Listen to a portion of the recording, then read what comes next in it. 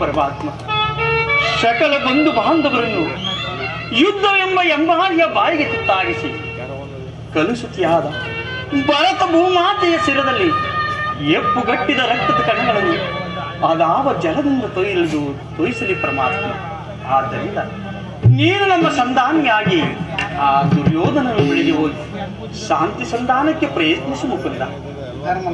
ಪರಮಾತ್ಮ, ನಿನ್ನ ಮನದ ಅಭಿಪ್ರಾಯವೇನೋ ಧರ್ಮ ಸಮ್ಮತವಾದರೂ ಇದಕ್ಕೆ ನಿನ್ನ ಸಹೋದರರ ಮತ, ನಮ್ಮಗಳ ಅಭಿಮತ.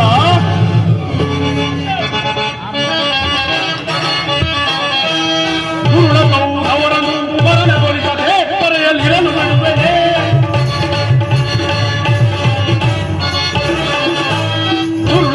ಅವರನ್ನು ಮರಣಗೊಳಿಸದೆ ಪರೆಯಲ್ಲಿರಲು ಬಿಡುವನೆ.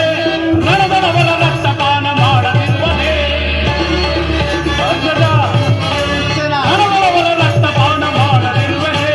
ಪತ್ನಿಯ ಮುಡಿ ಮುಟ್ಟಿದವನ ಬೆಟ್ಟಿಕೊಳ್ಳುವೆ, ಪಾದದಿ ಮೆಟ್ಟಿಕೊಳ್ಳುವೆ. ಪತ್ನಿಯ ಮುಡಿ ಮುಟ್ಟಿದವನ ಮೆಟ್ಟಿಕೊಳ್ಳುವೆ, ಪಾದದಿ ಮೆಟ್ಟಿಕೊಳ್ಳುವೆ. ಧರ್ಮದಿ ಹೊರ ಕಟ್ಟಿದವನ ಮುಟ್ಟಿಕೊಳ್ಳುವೆ, ಹೃದಯದ ಮುಟ್ಟಿಕೊಳ್ಳುವೆ. ಧರ್ಮದಿ ಹೊರ ಕಟ್ಟಿದವನ ಮುಟ್ಟಿಕೊಳ್ಳುವೆ. ಅವರನ್ನು ಮರಣಗೊಳಿಸದೆ ಕರೆಯಲಿರಲು ಬಿಡುವನೆ. ರಣದವರ ರಕ್ತಪಾನ ಮಾಡದಿರುವನೆ. ರಣದವರ